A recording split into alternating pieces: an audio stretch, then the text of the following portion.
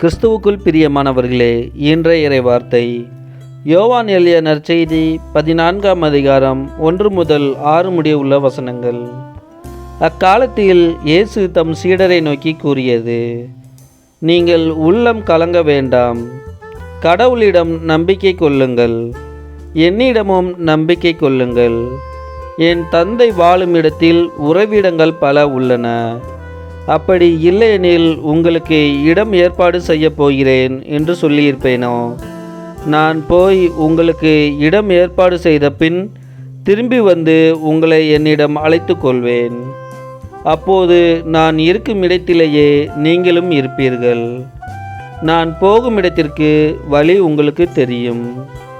தோமா அவரிடம், ஆண்டவரே, நீர் எங்கே போகிறீர் என்றே எங்களுக்கு தெரியாது. அப்படி இருக்க நீர் போகும் இடத்திற்கான வழியை நாங்கள் எப்படி தெரிந்து கொள்ள இயலும் என்றார். இயேசு அவரிடம், வழியும் உண்மையும் வாழ்வும் நானே. என் வழியை அன்றி எவரும் தந்தையிடம் வருவதில்லை என்றார்.